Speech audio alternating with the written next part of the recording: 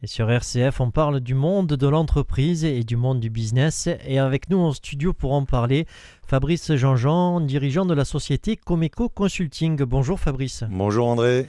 Alors aujourd'hui Fabrice, nous allons parler d'une thématique bien particulière, à savoir la force du pourquoi.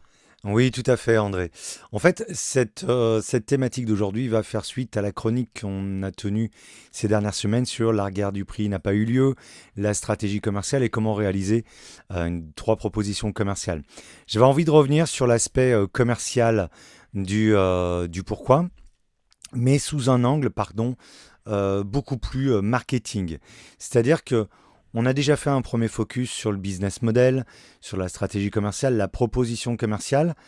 Et il y a un point qui est assez évident, c'est que aujourd'hui, on se retrouve confronté à beaucoup de vérités dans le monde, dans la relation commerciale, dans la relation client, dans la proposition commerciale que l'on fait à nos clients actuels et futurs. Ouais, Et il y a une... et comment savoir si c'est la vérité du moment en fait. Voilà, exactement, c'est un petit peu ça.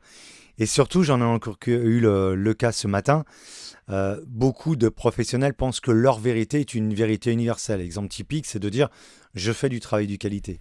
C'est très bien, mais si votre client vous appelle, c'est pas pour que vous lui fassiez un travail qui soit mauvais, pour pas dire autre chose. On l'a déjà évoqué. C'est Donc vrai. c'est quelque chose d'acquis. Donc l'idée, c'est de comprendre on ne peut pas arriver donc avec sa vérité comme une vérité universelle. Il faut comprendre celle du client. Donc d'où l'intérêt des chroniques précédentes sur le parcours du client, comprendre comment on va l'aborder, comment on va l'éduquer. C'est ce qu'on avait dit. Et bien souvent, effectivement, le professionnel va vouloir que le client adhère à sa vérité. Oui, mais moi, je veux que ce soit comme ça. Mais moi, je veux qu'il me voie comme ça. J'aimerais bien que... D'accord, il n'y a pas de souci. Sauf qu'il y a une chose qu'il ne faut pas oublier, c'est qu'à partir du moment où on impose un devis sur la table ou une proposition commerciale, C'est le client qui la signe. et voilà, donc c'est le client qui a le stylo dans la main. Et il peut l'avoir dans la main, c'est de le poser sur la feuille et de faire la petite griffe qui va bien. Voilà, donc aujourd'hui, on va essayer de comprendre un petit peu comment on va mettre en avant cette fameuse force du pourquoi. Alors concrètement, comment faire? Alors, on va faire un petit rappel sur les trois propositions commerciales pour que notre client ne se sente pas absolument coincé de devoir accepter telle proposition commerciale plutôt qu'une autre. Ouais, je me D'où la... souviens, le prix bas, le prix très haut et l'intermédiaire. Voilà, exactement. Et savoir que 8 fois sur 10, il va choisir le choix intermédiaire. Donc, l'important, c'est de se faciliter la vie en éduquant son client. Pour ça, on va lui rappeler le pourquoi de son entreprise. Et le pourquoi, c'est quoi Fabrice? La raison d'être de son entreprise, son essence, je dirais même son ADN. C'est-à-dire, je réponds à une problématique et sous quelle forme j'y réponds. Revenons par exemple à l'exemple d'iPhone. C'est mon pourquoi il doit être simple, évident et fédérateur. iPhone a sorti leur fameux téléphone portable, leur fameux Android, en disant que voilà, on va vous rendre la technologie simple, beau et accessible. Donc le pourquoi, c'est ça, il doit être simple, évident et fédérateur. Ce qui devient une véritable force. C'est ce que votre client devrait voir de vous. Le comment, le quoi et le pourquoi. Et dans les faits, la seule chose qu'il voit, c'est le quoi. Alors, plus précisément, vous avez votre cible de clientèle. Le pourquoi, on l'a expliqué, c'est la raison d'être de votre entreprise. Pourquoi vous faites ce métier-là? Le quoi, c'est ce que vous faites, c'est-à-dire votre métier. Imaginons, je suis plombier. Et le comment, c'est la manière dont vous allez l'exercer. C'est-à-dire que j'interviens chez les gens, je suis sur un chantier. Voilà. Et le quoi, c'est je vais vendre des chaudières, je vais vendre de l'outillage. Est-ce que vous avez un exemple concret Fabrice? Oui. Alors l'exemple concret déjà, c'est une spécificité bien française que l'on a, qui ne tend à parler de que ce que l'on fait. Moi, je suis plombier, je répare des chaudières toute la journée. D'accord?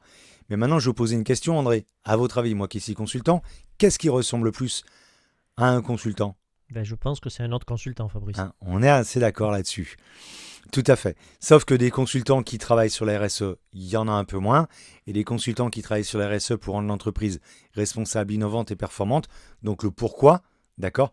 Là, on est sur un axe complètement différent. Et c'est par là qu'on vous connaît. Je vais revenir sur l'exemple avec iPhone, qui est un très très bel exemple, qui avait en face de lui un mastodon qui s'appelle BlackBerry. Donc la problématique d'iPhone, c'est qu'effectivement, il doit détrôner BlackBerry. C'est un petit peu compliqué pour lui. Le seul moyen qu'il a, c'est de fédérer une communauté.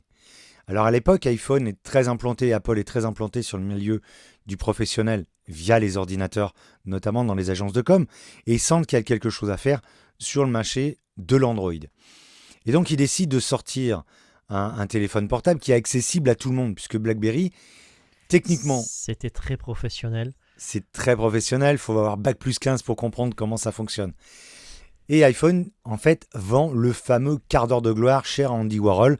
Il dit voilà, je te mets un téléphone dans les mains et tu vas pouvoir faire tout ce que tu souhaites avec.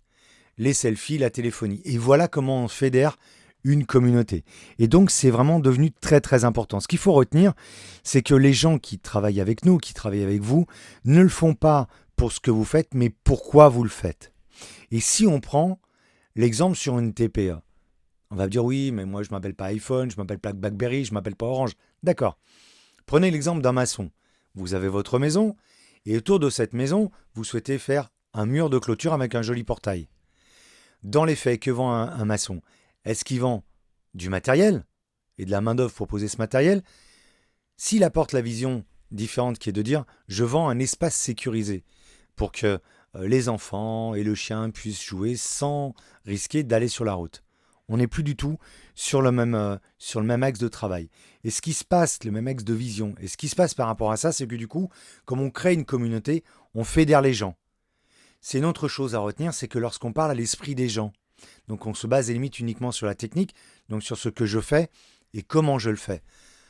On parle à leur esprit et donc l'acte premier va être un acte d'achat. Et ça va s'arrêter là. Tandis que si on parle du pourquoi, on parle au cœur des gens. Donc là, on fédère les gens. Ce qui veut dire que les gens vont recommander, re-recommander, vont parler de vous. C'est là où on industrialise le fameux bouche à oreille. Et du coup, on a des clients et même des collaborateurs, collaboratrices qui deviennent vos ambassadeurs. Et là, ça devient très intéressant. Et ça ouvre énormément de perspectives. Mais bien sûr, les avantages sont nombreux, tant au niveau des collaborateurs qui vont dire hashtag je bosse dans une boîte qui est vraiment super bien parce que voilà pourquoi nous faisons notre métier. Vos clients, rappelons-le, qui vont devenir de véritables ambassadeurs. Et puis, ça va permettre de véritablement travailler sa réputation ou sa irréputation. Et c'est là, je reviens là-dessus, qu'on industrialise le fameux bouche à oreille et qui va permettre de travailler sur un autre axe de vente, c'est-à-dire le storytelling, qui consiste à mettre en place tout un tas d'événements, tout un tas d'histoires qui ne vont pas dire que vous dites pas que vous êtes quelqu'un de formidable, mais vos clients et toutes vos parties prenantes vont dire à quel point vous êtes quelqu'un de formidable. Ce qui fait qu'on a un véritable alignement entre qui on est, ce qu'on fait et pourquoi on le fait. Là, on est sur une vraie politique RSE. Un grand merci Fabrice pour toutes ces informations. On va se retrouver la semaine prochaine pour une autre chronique. En attendant, bien si on veut un peu plus de renseignements, on peut consulter votre site internet www.comeco-paca.com. Merci Fabrice, au revoir. Merci André, au revoir.